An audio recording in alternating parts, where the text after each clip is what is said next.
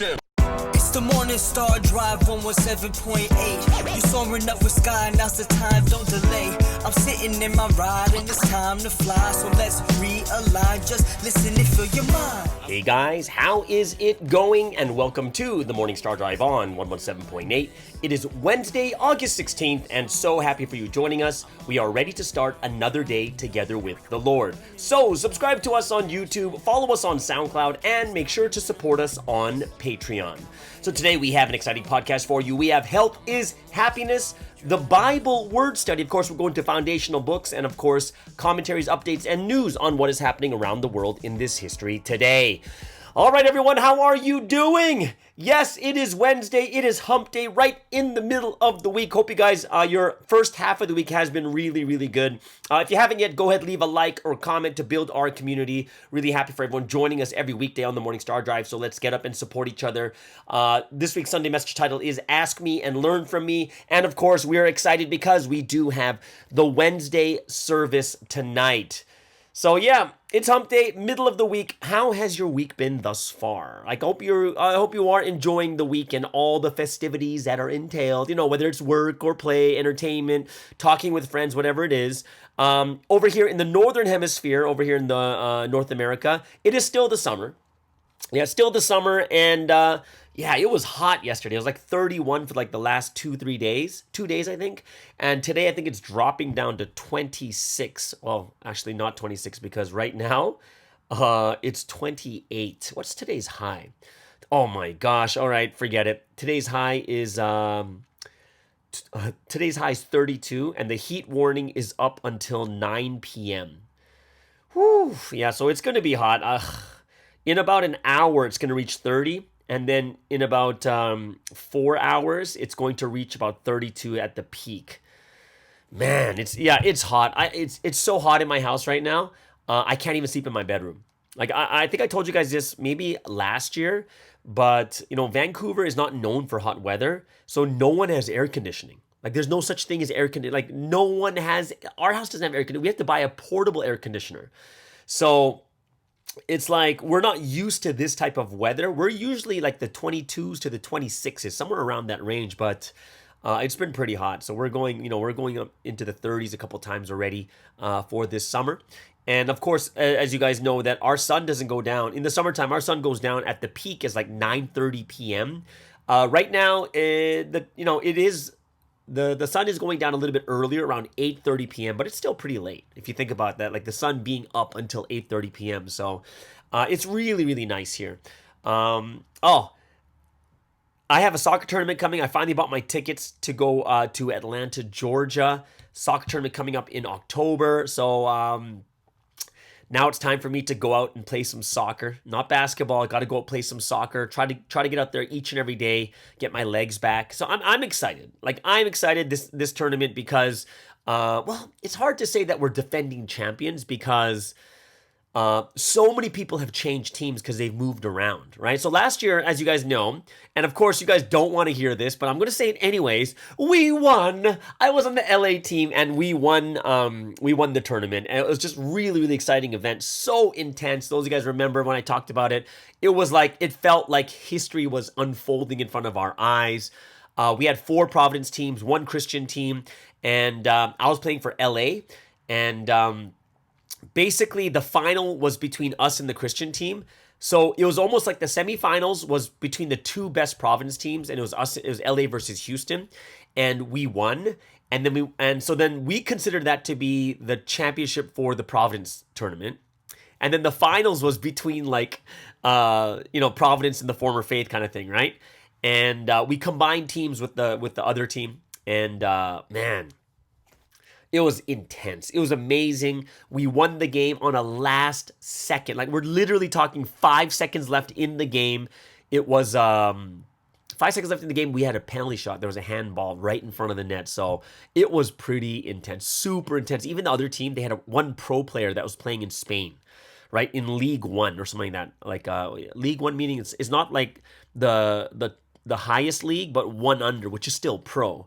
But it was crazy cheering and all that stuff. And of course, not to leave this out, because I know many of you don't want to hear this, but I won the Golden Boot for the most goals in the tournament. 6 goals in 6 games. Woo! Yay! Yeah, so I have to go and defend the Golden Boot. But I'll be playing with Houston this year. And this year's going to be a little bit different because a lot of players have moved to other regions since then, right? Especially the LA team that won last year. Our team that won last year, we are 6 players are missing from last year's team. 6 players, right? Like 2 of them are no longer here. And then 2 of them moved to the church in Georgia. 1 went to, is going to be in New York, like East Coast. So 3 of them went to the East Coast. I'm playing for Houston. Like the teams, the shift of power in these teams have completely changed. So I will be playing with the Houston team, and but I definitely think because they got 2 new players, I think the Georgia team has definitely gotten much stronger. My personal opinion is I think the East Coast teams are going to be really strong this year because it's in the East Coast. It's easier to travel over, and it looks like a lot of them have been playing and practicing too. So I do think that's going to be quite interesting. So I got to start training, get my game back up. But you know how it is. The hardest part is starting, right? Wouldn't you say? If anything, the hardest part is always to start. And I said this 2 weeks ago, I got to start playing soccer. I played maybe twice in the last 2 weeks, on Sunday twice, but I got to do more. I'm going to start going out. And hopefully there's the old Chinese guys I used to play with last year, if they're still out there or not. Oh, did you guys see the Man Cave? Man Cave came out yesterday. And the 4 guys watched the Barbie movie, and we did a review on Barbie. So if you want to see how guys think about this movie, Barbie, that's like, supposed to be like the greatest movie ever. I found it quite funny and insightful to see how guys talk about that movie too. And like I said too, I gave it a 6.5 in the video, but if I'm going to be super honest, I would give it a 6. 5.5 to 6. That would be my real thoughts. I was just like, I don't want any girls hating on me because of that. So I'm just going to say 6.5. But it was okay. It wasn't great, but it wasn't terrible either. So yeah, and I'm looking forward to see how girls react to our review, right? And I'm wondering, I'm wondering what comments will come our way. Just curious to see. Yeah, just to see what kind of discussions are going to come out from this. But yeah, after you listen to the Man Cave, tell me what you guys think about this Barbie review that we did. Oh, and I asked yesterday about the Busan peaceful protest, a demonstration. And I didn't know how many people there were. And there is one of our newest listeners, Ina, in Korea. I believe she's in Busan. And she reported that there were 1,500 people that participated in the peaceful protests in Busan. 1,500 people that participated in the peaceful protests in Busan. I just did like a bunch of P's there, right? That could be like a tongue twister. So that means that on Sunday, altogether there were 9,500 members that participated in the protest last weekend, which is a huge number, right? Which means over the last 2 weeks, we had 4 protests and 24,500 people participate. But the big event is coming this Sunday, so I can't wait to see this one. People from other regions are all bussing in for this protest, so I think, my personal opinion, the numbers should be closer to 20,000. That's what I think, right? Because if you think about it, last week, Seoul had 12,000, Daejeon had 3,000, and then this week it was Busan at 1.5, and Seoul had 8,000. So if that's a lot of people. So if you take the peak, so Seoul had 12,000 at its peak, so that's 12,000. Daejeon had 3,000, that's 15,000. Busan at 1.5, so like 16.5 thousand altogether, right? So I think we're gonna have at least 16,500, but I think more people are going to be coming up. I heard there'll be buses coming up from other regions to join that protest. So this big one here, I think it's going to be the most attended, and the numbers will be the highest. I believe they'll be protesting in front of City Hall. And, the way it works in Korea or anywhere is the more the numbers, the more the government and public will need to see how big we really are. And they really need to recognize that, we're not going to put up with all the things that they're saying against us, right? And that's something I do think, especially in Korea, when it comes to the public opinion, it is swayed by what the public thinks and what they're doing. So us going around doing these protests, I think it's going to be awesome. If we hit 20,000, I do think there's going to be a new way of thinking where the government and everyone else will be like, whoa, whoa, whoa, this is how many people there are. What's going on here? People look into it a little bit more deeply, and it's going to be all over the news. I can't wait to see what news is going to come out next week when you have like this many people come out protesting against this trial and stuff like that too. And this kind of actually brings me into the next subject that I really wanted to talk about is like we see all this stuff happening in Korea. People are testifying, going out in public to show that, like this is Providence, who we truly are. Like I said a couple weeks ago, it's like, hey, look at the people going to watch the videos. They're not all tall, beautiful women. Right? They're like middle age. They're in their 30s or 40s. They're not tall and pretty. Like, people are trying to say this is the public opinion. Like, oh, everyone in there is tall and pretty. And this is why, Sunsteam has a problem with this. No, like if you look at the people that are protesting, they're all families. Like it's mainly families. Some young people in there. Some are, some are pretty and tall, like very few, but it's not what the public is actually like thinking. Right? And when I see these people are testifying, they're going out in public to show that Providence is legit. We are unafraid of the public opinion or what the government is saying. So I was thinking to myself, because I had a discussion with a friend yesterday, so what about us in the Western countries, in the English-speaking countries? What can we do to help with this direction? You know what I mean? Like, if this is something that's happening, Sun seems very, very happy about people speaking out for it. And like, we're not in Korea. We're not in the same situation. We're not in the same culture. What can we do to, kind of join in this testimony or making people realize that, hey, let me be honest about this. I'm going to go public with this, right? Now, like I said, we don't face the same amount of public scrutiny or judicial backlash. And what we can do to help, what can we do to help the cause, obviously, is prayer. Prayer is the number one thing. And I'm not saying that, hey, let's go out and do some public thing and start testifying about Sunsteam. And I think, I don't think that most of the Western countries are ready for that anyways, right? Plus, we don't even have that many people. So it's not like we can make a big noise, right? And I don't even think it has to be public. I was thinking that maybe we could do something internally. Like, they're testifying, they're unafraid, they're talking and saying, hey, this is who we really are. And I think in the foreign countries, I think we could do something similar. And I think that would be something that would be really, really cool on the Morning Star Drive. Because, ever since everything that happened in March, a lot of people have become a little bit more shy, less open. And, there's some people that still have that fear in their hearts. But I was thinking maybe we could do something internally to testify for God's history and testify for the man of mission. You know what I mean? Like I was thinking maybe here on the Morning Star Drive, since we have an audience around the world with like, let me check how many countries, because I how can I forget? I just checked the countries yesterday, how many there actually are that are listening to this. And let me just get this down right here. So there are 5, 6, 7, 8, 9, 10, 11, 12, 13, 14, 15, 16. There are 16 countries that listen to this podcast, right? Like even Mongolia.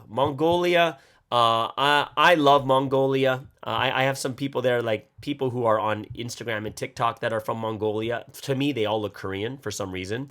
Mongolia has Mongolia, Germany, Indonesia, Brazil, Vietnam, New Zealand, the Philippines, Taiwan, Hong Kong, Canada, Japan, and then of course the top 5 listeners are the US, Australia, South Korea, Singapore, and Malaysia. But think about it, guys. There's 16 countries that are listening to this, and one of the things that's very difficult living in another country is we don't get to hear the testimonies of people from other countries, right? And I think that's something that I do think that we could do for the Morning Star Drive, to kind of join in this public, not the protest, but to testify, right? Where God will be very happy. So I'm going to say if there's any listeners out there that want to testify, they can record their audio of themselves, and I can play it on my podcast, right? Testimonies to share with others, to uplift each other, to give grace. And I think this is something that would be really amazing for us to do together. 16 countries together. If you are say in a country where your English is not as good, definitely we can get someone to translate and stuff like that also. But I think this is something that we can do together. You don't even have to give your name. You could just record that, hey, hi, you don't have to say your name. You could just say, hey, I'm from this country and I came to Providence like 15 years ago and I want to share about this. I want to testify about this, right? So, let me start it. I'll start off with a testimony, okay? And this is just to testify of this history and Sunseam too. Like, this is something, especially because I'm an athlete, this is one of the things that blew my mind of how big it is to clearly know history.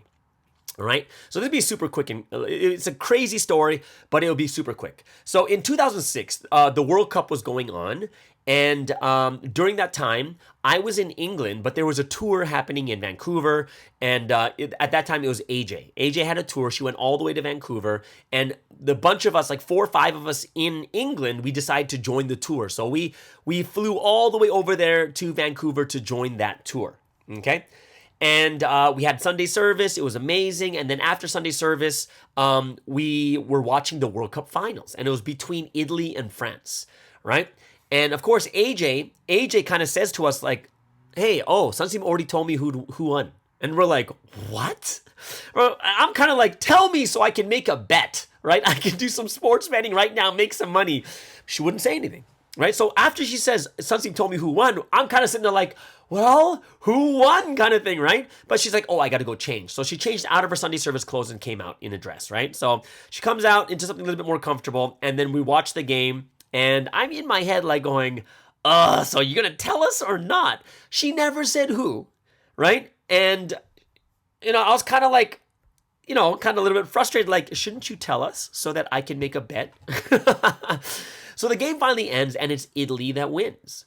But now the game is already over. So even if she says, Sunseam told me that Italy would win, it's kind of harder to believe because the game is already over, right? And it would have been, of course, don't you think it'd be much more believable to believe that Sunseam told her if she told us before the game or even during the game at halftime or something like that? But she didn't. But then she looked at us like she says, you want to know who, so we know Italy won, but I told you that Sunseam told me who'd win. And we're like, yeah. And in my head, I'm like, like the game's already over. And she said, did you get the hint? And we're like, huh? Well, remember, she said, Sunseam told me who's going to win. And then she went to go change. And when she came out, she was wearing a dress. And she said, did you get the hint? And we're like, what hint? And the dress color was all Italian blue. She even wore like a headband that was the same color. And she said, that was the hint. And you look at the screen, it's Italian blue, right? Italy's color. And she's like, and then we're kind of like, whoa, that's so crazy. But here is where it gets even crazier, okay? 2010 is the next World Cup. And that World Cup, Spain won, okay? And this is, and after Spain wins, Sunseam's like, Sunseam says like, I knew who was going to win from a long time ago. And, it's kind of like that same feel like, okay, Italy, I understood, but how would you know it from a long time ago? Is he just saying this after all the information's already out? Spain already won. So is he just saying this? And then he said, if you know history, then you would have easily known who would have won the World Cup. And I was like, what? What do you mean no history? So Sunseam goes into the 2002 World Cup. So those of you guys that know about 2002, it was like South Korea and Japan were the host countries, but South Korea made it all the way to the semifinals. They had no business being in the finals. They were probably ranked like not even top 10, not even top 20, not even top 30. They were not a very strong team. So we also know that 2002 was kicking off the resurrection. When you do time times and half a times, it is the beginning of the resurrected period, right? The last 21 years, right? So from 2002 to 2023. So, South Korea and Japan, first Asian host of the World Cup, right? And in my head, I'm like, what does this have to do with knowing the winner of the 2010 World Cup? And Sunseam said, hey, remember in the World Cup, Korea going to the semifinals was a complete miracle. And God helped them reach the semifinals. And those of you guys don't know, Sunseam said, yeah, God had to help Korea in the round of 16 and the quarterfinals, right? Because those two teams they beat were really strong, right? So in the round of 16, guess who they beat? Italy, which won the 2006 World Cup. And then in the quarterfinals, who did Korea beat? They beat Spain. So Sunsim was like, hey, God helped Korea beat Italy and Spain, so God has to repay them back for what they did for Korea. And this is why Italy won the 2006 and Spain won the 2010, because God paid them back for helping Korea win. So for me, as someone who's into sports, I was like mouth dropped to the floor. And I was like, oh my gosh, if I would have known history, I would have bet so much money on those two teams. I was like, it was something so crazy. Like of course, I'm joking when it comes to the betting, but it was incredible just to hear that. And that, think about it, Sunseem had that information for 8 years. And, Sunseem is much better person than I am, because I would have betted like houses on it, and and then I'd be able to make tons more money and have like 20 houses instead right now. But he has all this information. No wonder God chose him, right? He's not that person who's like me. But tell me, guys, that is incredible and amazing. I was so blown away when I heard that, right? So even for me, like, that's my testimony for today, just to testify about this story that about Sunseem and the World Cup, right? And the World Cup is coming soon, 2026, to America, Canada, and Mexico. So I'm excited about this one too. So just like this testimony I just did, if you would like to testify about anything, whether it comes to the World Cup, something to do with your country, if you're in Malaysia, it'd be great if someone can testify about Port Dickson and the tide stopping, or like anything like these types of things. We would love to hear these things, and I think it's a great opportunity for us to have this platform where 16 countries are listening to testify about this history, testify about the man of mission, testify about what God has done in your life. And I think this is one of the ways that we can say, hey, God, we're going to be part of these demonstrations. And of course, the situation is much different in each of our countries, but I do think is something that we can really, really testify even more powerfully about. So if you're out there, if you are inspired already, please drop me a DM or put in the comments. I would love to get one of your testimony, especially at this time. If we can, it would be powerful if we can collect, starting from next, if people can start making their audios now, starting from next week, we can do a testimony every day. That would be great if we can get all these different types of testimonies out. So I'm excited and happy about this, and I hope that this can be something that we could do our part in testifying for this history. All right? So yes, if you are inspired, please let me know. The polls are out. The poll is going really strong. I can't believe this many people have voted already. Already 80 people have voted. And what department are you in? And at the moment, it's 57% are career or youth department, right? So they're working. It's then second is SS Campus, which I'm kind of shocked by. I didn't think SS Campus would be, I thought they would be third or fourth, but SS Campus is 23%. And then you have the Blessed Families at 10%, JS is 6%, but technically speaking, we could just say married, right? Or families is about 16%. So it's like career is 57%, SS Campus is 23%, and then married couples is 16%. And this is kind of blowing my mind. 4% are Milky Way, which means some of the families are turning on the Morning Star Drive with their babies next to them. But yay, 4% are Milky Way. Yes, I'm so happy that 4% of our audience is Milky Way. If there's a Milky Way in there, please leave a comment, like what country you're from, how old you are. I would love to know who the Milky Way are. I love Milky Way. So if you're a Milky Way, please let me know your name, what country you're from also. Okay.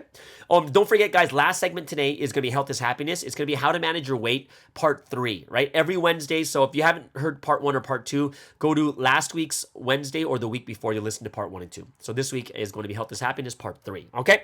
So let's get into the first break of the day.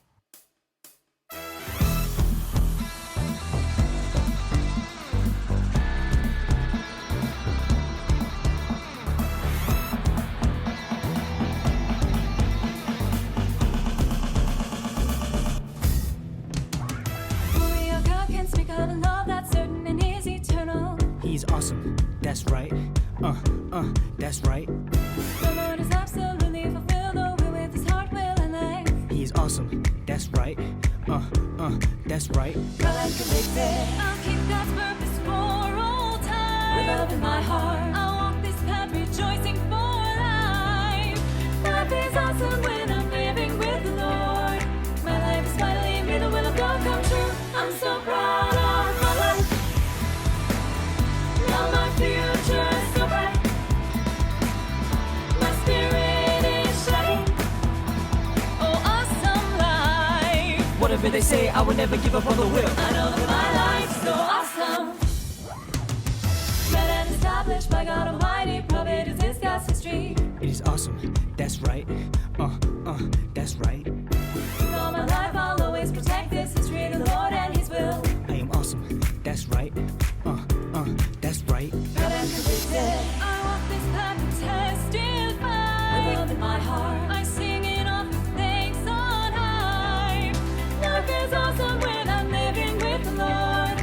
My life is finally made the will of God come true. I'm so proud of my life. Now my future is so bright. My spirit is shining. Oh, awesome life. Whatever they say, I will never give up on the will. I know that my life's so awesome. For God's will of creation, I raise my level with the Lord always until forever. When we don't know it's boring, since I know I'm all in my heart, in my mind, in my thoughts and actions. I change through the Lord's charisma, and I'm deeply rooted in this history. I'm always the ace, I won't be shaken. Word is the base, so cool you can't mistake it.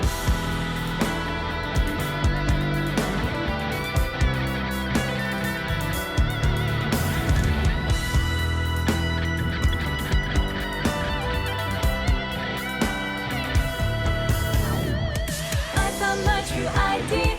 I chose my direction. I'm resolute that it's my lifetime career. I've received the Lord's thoughts, fulfill the purpose with Him. Look just how awesome my life has become. I'm so proud of my life. Even I think that I look who making history. Now my future's so Since bright. I'm soaring up a life that comes out from the heavens. My spirit is My shining. spirit shines because I love the Lord forever, Oh, always. awesome life. Whatever they say, I will never give up on the will. I'm so proud of my life. Even I think that I look who making history.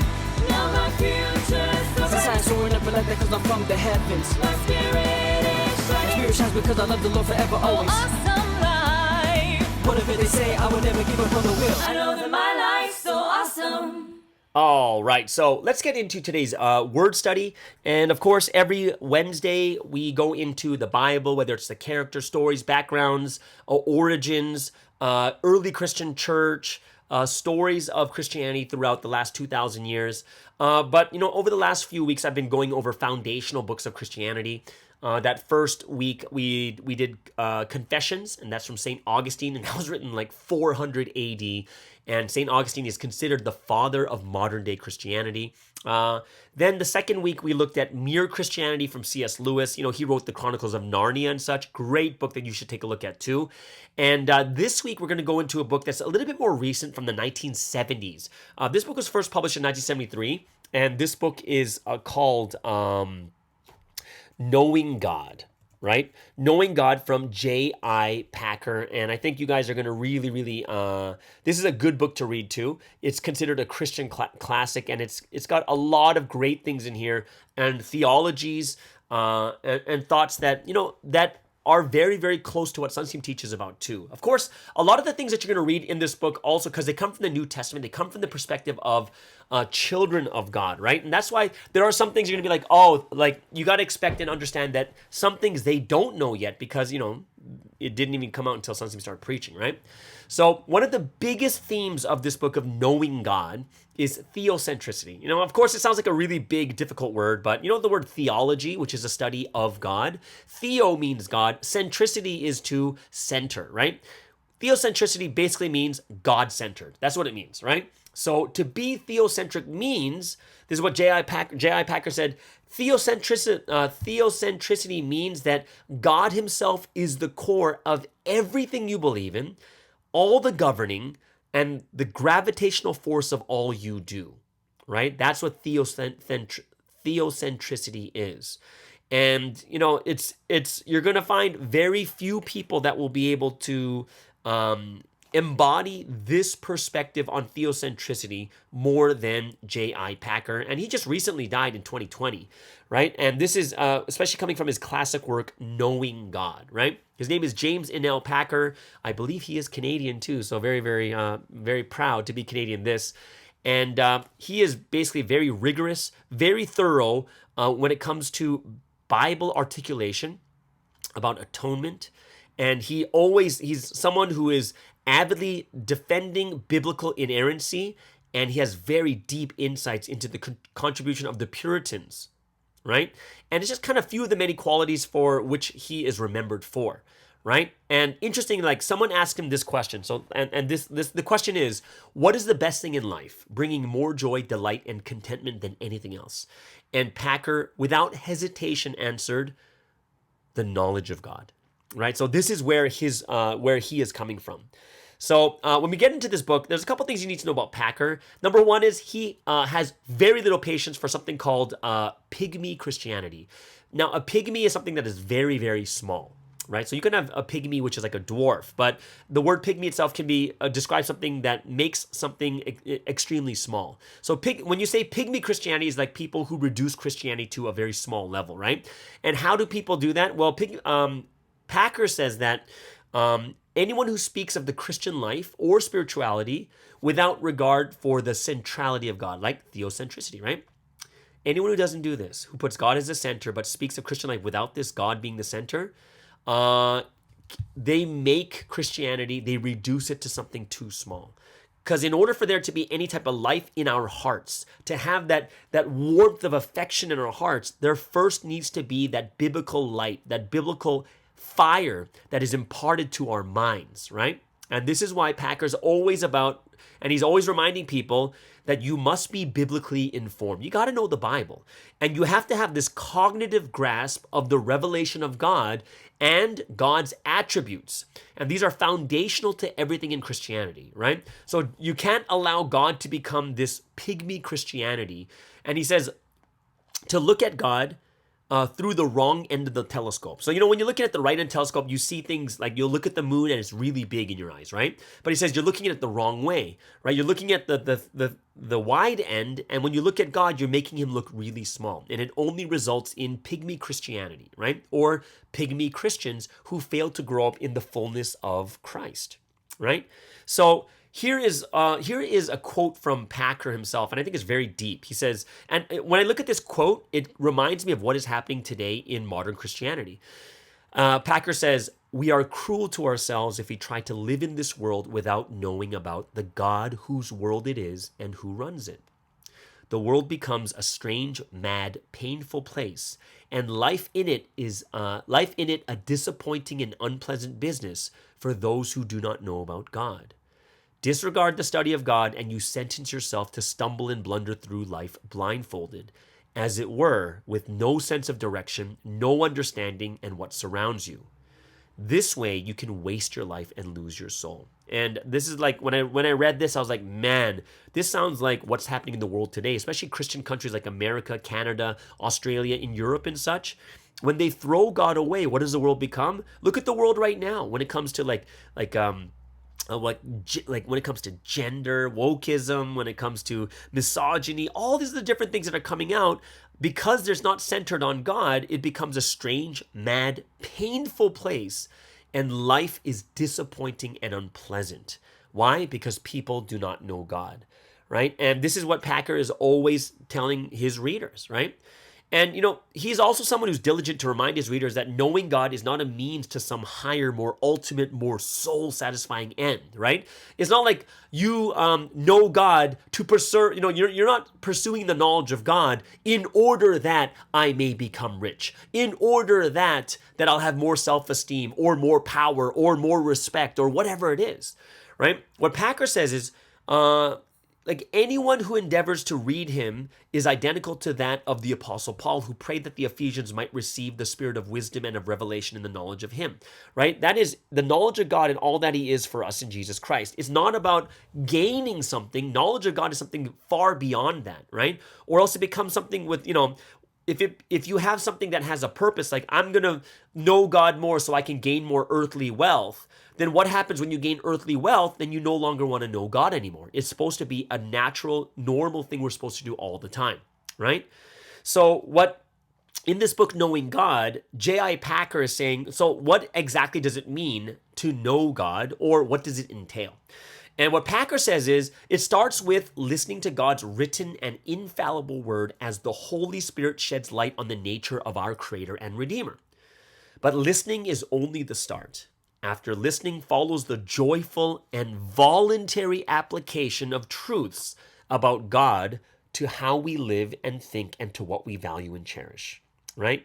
Knowing God requires that we diligently explore the multifaceted ways in which God has revealed himself in Scripture, and it involves a close, heartfelt study of God's attributes and actions, which in turn bears the fruit of fellowship with God and passionate adoration and celebration of who he is and what he has done, right? So, he's very clear, what does it mean to know God, right? He's very clear of how we're supposed to be doing this too, right?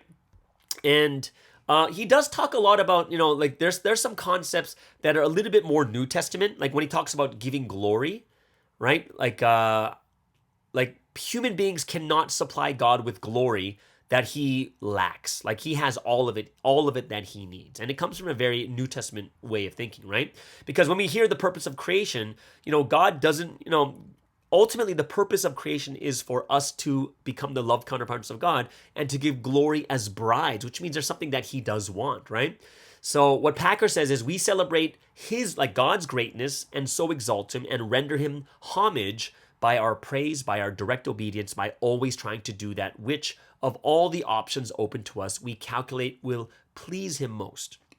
Thus we glorify him. The three notions meld into one. Loving God, pleasing God, and glorifying God, the composite goal of the Christian's life, right? So he does go very deep into these types of things too. And Packer doesn't really, there's something in Christianity called Christian hedonism. Now, Christian hedonism talking about doing things for pleasure, right? For our pleasure, right? And Packer doesn't talk much about it, but he does talk about the fundamentals behind that, right? That the ultimate aim of God in all his activity is his own glory, right? So this is kind of something that's a topic that's much more New Testament than complete Testament, right? Like God does not exist for our sake, but we for his. And we exist to glorify him by enjoying him forever, right? And yeah, so he does talk about those types of things too. So there are going to be some points that you have to look at and say, okay. And you have to discern it knowing our time period too, okay? And another thing that Packer really likes to talk about is knowing God's or adoring God's attributes, right? So he basically, of course, there's no book or books in the world, or if you had all the books in the universe, would not be able to identify and define every attribute of God. He's infinite. He's so great and so big. We couldn't be able to define any, like even having one defined would be very, very difficult. But Packer likes to, he puts a focus on the attributes of God that are especially highlighted in Scripture, right? And essential for every Christian seeking to mature in their knowledge of him. So that's another good thing that he does, right? And, it's something that I think it's a great book to get into if you have time. If you have, if you read Confessions, that's like 13 volumes. So that's going to take a long time. And then Mere Christianity is something that you can finish pretty, not too long. And also this book would be a very, very good one too, right? So, if you haven't taken a deep dive into Knowing God, this book by J.I. Packer, one thing that's very interesting is it was never, and if you think about all the writers like C.S. Lewis and St. Augustine, they're not sitting there trying to make these, foundational books that will shape Christianity. They're not trying, right? Like St. Augustine's was mainly his biopic, like what he went through in his life, how he became a Christian and such. Like you're not expecting that to be something that shapes modern Christianity, right? So in the same way too, Packer never anticipated its effect on the Christian world, right? And remember this book was I think he started writing it like in the 60s, and then it was published in the 70s. But in the preface to the 1993 edition of Knowing God, he writes that he marvels that it sold more than 1 million copies and had been translated into more than a dozen languages, and that nearly and this is something he wrote 30 years before 1993, right? So much more could be said about this classic of the Christian faith, and even then, is hardly going to do it justice. So, if anything, let's close with a couple of words that Packer himself concludes in the book, Knowing Him, Knowing God. He says, "Thou hast said, seek ye my face. My heart says to thee, thy face, Lord, do I seek." And that comes from Psalms 27:8. If this book moves any of its readers to identify more closely with the psalmist at this point, it will not have been written in vain. Right? So, yeah, go ahead, guys. Great book to read if you can. If you have a chance, pick up that book, Knowing God. Or there's audiobooks. You can find it on YouTube and stuff like that too. So a lot of this you can get it on your own also. All right? So there it is, guys. That is today's Bible word study. This is the third foundational book we went over, and this is Knowing God from J.I. Packer. Okay, so let's move into the second break of the day. We believe in the same God, but we are on different levels.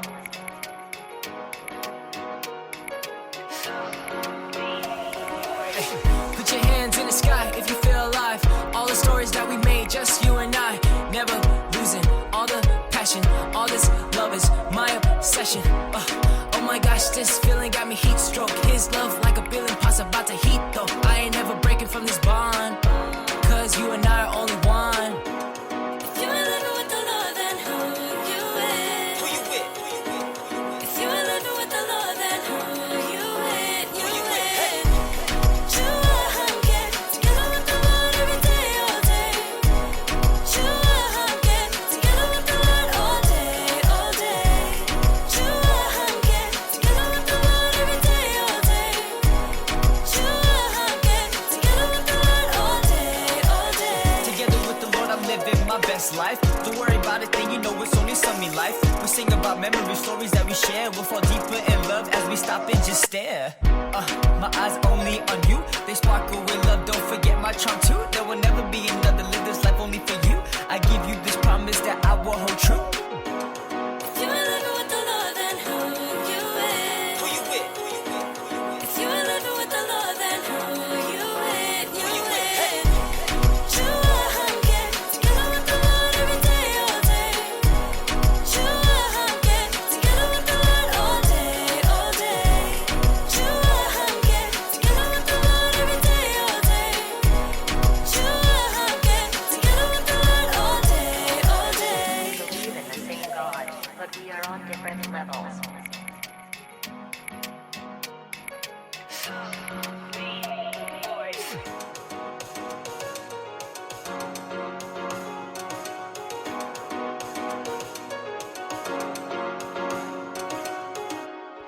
Okay, so let's get into our final segment of the day, and every Wednesday we do have Health is Happiness. We are doing some reruns because there's some great information that is out there over the next 6 weeks. Well, we're already on part 3, so we have 3 more weeks after this. Julius did an amazing 6 segments on how to manage your weight properly without going into yo-yo dieting or fasting or doing crazy stuff. We're in part 3 right now. Hope you guys really enjoyed this. If you have any questions, go ahead, leave in the comments below. Everyone, please welcome all the way over there from Australia. This is Julius Miumo with Health is Happiness.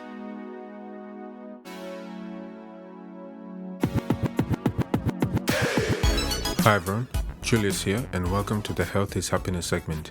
Here's where we discuss all the ways we can improve health for a happy life, both physically and spiritually. This is episode 12, and today we're going to continue with part 3 on how to manage your weight. So today we're going to talk about carbohydrates.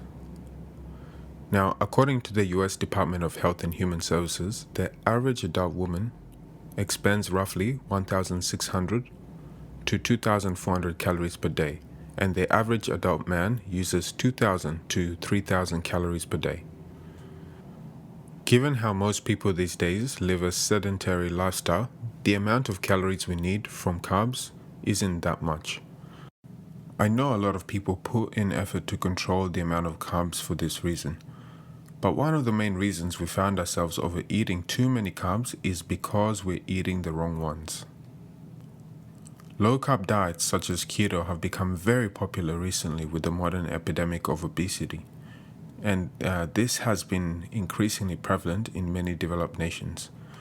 Many people have found success with the diet, but this does not mean it will work for everyone. Different populations of people and individuals have varying abilities to process fat compared to carbs as the primary source of energy. In my opinion, the best rule of thumb is to see historically what people ate in your ancestral lineage, at least 50 years going back. If you eat similar things that they ate, then that will probably work for most people. Historically, we have had many populations around the world eating carbs as the primary source of energy. In fact, this obesity epidemic is a very modern phenomenon, and it has progressed rapidly since the 1970s. While looking at some historical facts regarding obesity, I found some interesting facts about America. Now, America is good to look at since generally most English-speaking nations tend to follow the American trend with regards to a lot of things. Since the 1960s, when experts started advising people to eat less fat based on the belief that a high-fat diet led to a high-fat body, obesity has skyrocketed. Recent evidence suggests that all those years of focusing on ways to get out fat from the foods has actually contributed to the obesity epidemic. Despite eating less fat, we are a lot fatter than ever before, said David Ludwig, professor of nutrition at Harvard School of Public Health.